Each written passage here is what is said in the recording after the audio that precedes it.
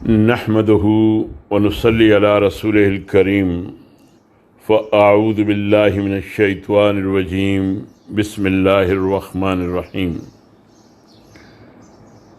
عزیز بزرگوں، دوستوں اور بھائیوں، آج میں آپ کے سامنے میدان حشر کے ایک سوال کے بارے میں بات کروں گا۔ اللہ کے رسول صلی اللہ علیہ وسلم کا ارشاد ہے کہ حشر کے میدان میں ہر شخص سے 5 سوال کیے جائیں گے، اور جب تک وہ ان 5 سوالوں کے جواب نہ دے لے گا، مجال نہیں کہ وہ اللہ کے حضور سے قدم ہٹا سکے۔ اور وہ 5 سوال یہ ہیں۔ نمبر 1، اس نے اپنی زندگی کن کاموں میں لگائی۔ نمبر 2، اپنی جوانی کو کن کاموں میں کھپایا۔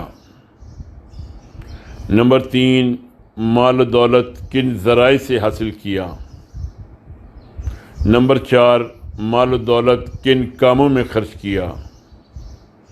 نمبر 5، اور جو علم حاصل کیا اس پر کہاں تک عمل کیا۔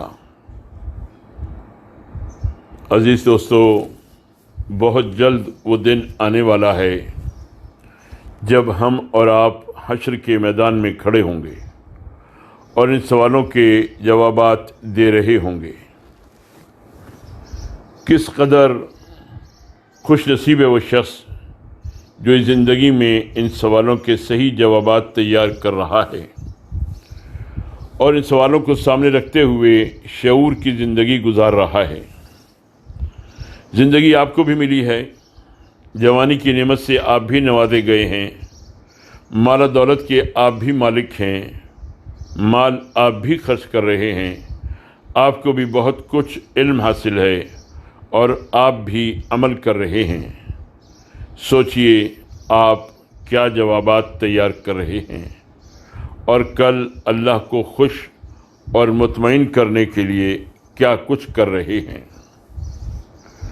اصلی زندگی آخرت ہی کی زندگی ہے۔ دنیا کی زندگی بہت مختصر اور فانی ہے۔ آخرت کی زندگی ہمیشہ رہنے والی ہے۔ وہاں کا سکھ بھی ہمیشہ کا ہے اور وہاں کا دکھ بھی دائمی ہے۔ دنیا کی اس قلیل زندگی میں آپ کے رب نے آپ کو مہلت اور موقع دے رکھا ہے کہ آپ اپنی کوششوں سے اپنے لیے آخرت کی جیسی زندگی چاہیں بنا لیں۔ ہمیشہ کا سکھ بھی آپ اپنے لیے فراہم کر سکتے ہیں اور ہمیشہ کا دکھ بھی آپ ہی کے اعمال کا نتیجہ ہوگا۔ آپ ہر لمحے دنیا کی زندگی سے دور اور آخرت کے انجام سے قریب ہو رہے ہیں، اور آپ کو شعور ہو یا نہ ہو، آپ کی زندگی ان 5 سوالوں کا جواب تیار کر رہی ہے۔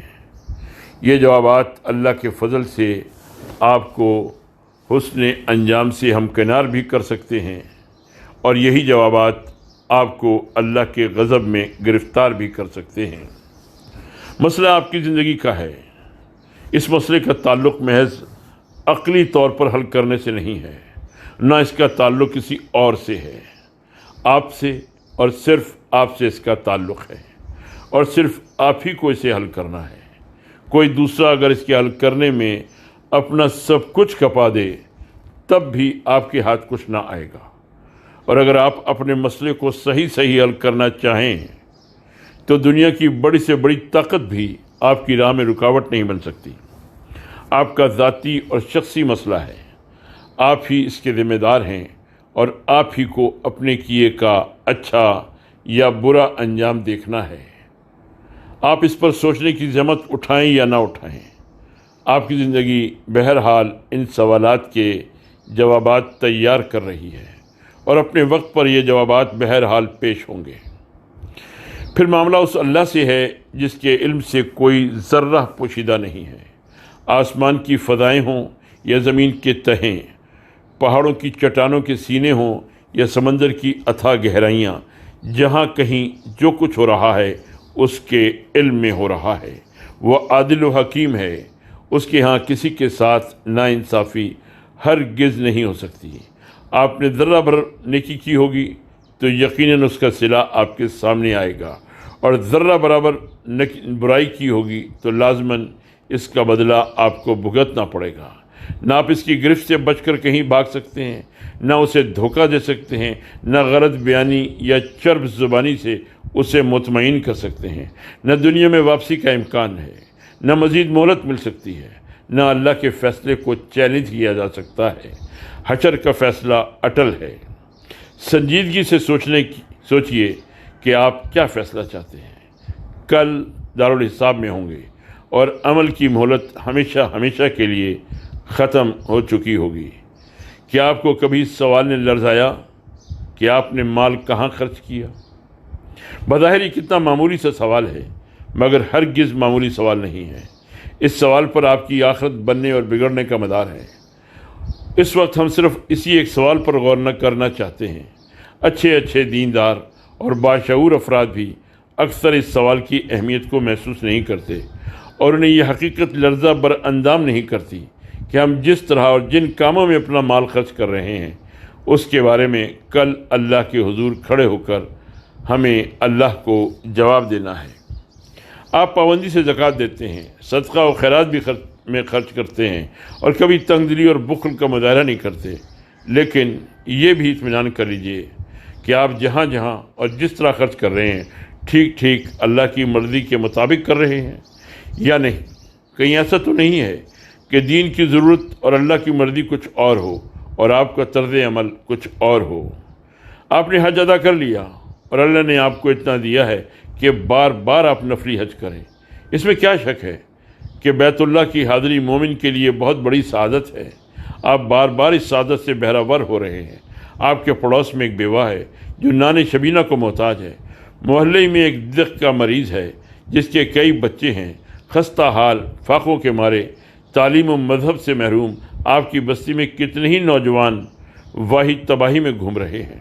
نہ ان کے روزگار کا کوئی بندوبست ہے، نہ ان کی تعلیم و تربیت کا۔ ان کی آوارگی اور بے راہ روی نہ صرف معاشرے کے لیے وبال جان ہے، بلکہ ان کا وجود اسلام کے لیے بھی بدنامی کا باعث ہے۔ دق کے اس مریض نے آپ کو متوجہ بھی کیا، بیوہ نے بھی اپنی خستہ حالی آپ کو بتائی، نوجوانوں کی بے راہ روی سے بھی آپ کو روشناس کرایا گیا، لیکن آپ نے کوئی نوٹس نہ لیا۔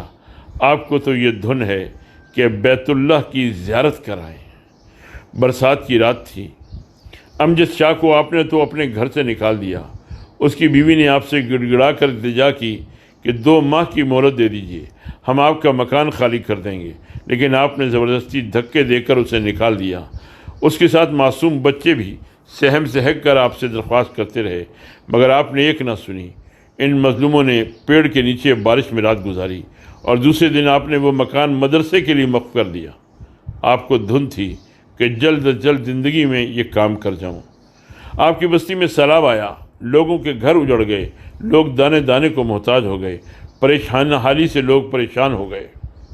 آپ ان کی مدد کر سکتے تھے، فاقہ مست بھوکے بچوں کے لیے کھانے پینے کا انتظام کر سکتے تھے، ان خانہ خراب لوگوں کے لیے چھپروں کا انتظام کر سکتے تھے، سیلاب کے مارے سسکتے مریضوں کی دوا دارو کا انتظام بھی کر سکتے تھے۔ آپ کو متوجہ بھی کیا گیا، لیکن آپ نے ایک سن کر نہ دی، اور یہ جواب دے کر لوگوں کو مطمئن کرنا چاہا کہ آپ کے سامنے بہت بڑا کام ہے۔ آپ کئی لاکھ دینی کتابیں چھاپنا چاہتے ہیں کہ اسلام کی تبلیغ کا کام ہو سکے۔ آپ کے ادارے میں کتنے ہی ملازم مالی پریشانی سے تنگ آ کر خودکشی کرنا چاہتے ہیں، کتنوں کی ضرورتیں پوری نہیں ہوئیں تو مجرمانہ زندگی گزارنے پر مجبور ہو گئے۔ انہوں نے آپ کو اپنی خستہ حالی اور پریشانی کا حال سنانا چاہا تو آپ نے جھڑک دیا، لیکن اخبارات میں خبریں شائع ہوئیں تو آپ پبلک کے لیے مسافر خانہ کھول رہے ہیں تاکہ مسافروں کو تکلیف نہ ہو۔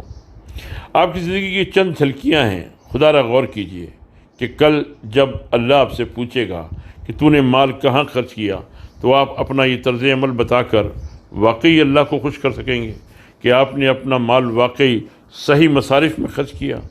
کیا آپ مطمئن ہیں کہ آپ نے دین کے تقاضوں کے مطابق خرچ کیا اور آپ کا یہ صدقہ و خیرات اللہ کے ہاں قبول ہوگا؟ آپ کا کام صرف یہی نہیں ہے کہ آپ اللہ کی راہ میں خرچ کریں، یہ بھی آپ کی ذمہ داری ہے کہ صحیح مصارف میں خرچ کریں۔ دین کا جہاں جہاں تقاضا ہو وہاں خرچ کریں، بے شک مال آپ کا ہے، لیکن آپ اگر اللہ کی راہ میں خرچ کر کے اللہ سے صلہ چاہتے ہیں تو اللہ کے دین سے یہ بھی معلوم کیجئے کہ میں کہاں صرف کروں اور کس طرح صرف کروں۔ اپنے ذوق کی تسکین اور اپنے نفس و قلب کے اطمینان کے لیے خرچ کر رہے ہیں تو اللہ سے صلے کی طلب نہ کیجیے۔ اللہ سے صلہ تو اسی شخص کو مل سکتا ہے جو اللہ کی مرضی کے مطابق خرچ کرے، دین کے بتائے ہوئے مصارف میں صرف کرے اور دین کے بتائے ہوئے طریقوں کے مطابق خرچ کرے، اور اللہ کی راہ میں خرچ کرتے ہوئے لرزتے رہیں کہ آپ نے واقعی جہاں جہاں خرچ کیا ہے اور جس انداز میں خرچ کیا ہے اس سے دین کا منشا بھی پورا ہوا یا نہیں، اور اللہ کا جو حکم تھا وہ بھی پورا ہو سکا یا نہیں۔ والذین یؤتون ما آتوا وقلوبہم وجلۃ انہم الی ربہم راجعون، سورہ مومنون کی آیت نمبر 60 میں ارشاد ہے، اور وہ دیتے ہیں جو کچھ بھی دیتے ہیں اور دل ان کے اس خیال سے کانپتے رہتے ہیں کہ ہم کو اپنے رب کی طرف پلٹنا ہے۔ حضرت عائشہ رضی اللہ تعالی عنہا نے پوچھا، یا رسول اللہ، کیا اس کا مطلب یہ ہے کہ ایک شخص چوری، زنا اور شراب نوشی کرتے ہوئے اللہ سے ڈرے؟ فرمایا، نہیں اے صدیق کی بیٹی، اس سے مراد وہ شخص ہے جو نماز پڑھتا ہے، روزے رکھتا ہے، زکوٰۃ دیتا ہے، پھر اللہ عز و جل سے ڈرتا رہتا ہے، اور وہ دیتے ہیں جو کچھ بھی دیتے ہیں اور دل ان کے اس خیال سے کانپتے رہتے ہیں کہ ہم کو اپنے رب کی طرف پلٹنا ہے۔ والذین یؤتون ما آتوا وقلوبہم وجلۃ انہم الی ربہم راجعون۔ صدق اللہ العظیم وما علینا الا البلاغ۔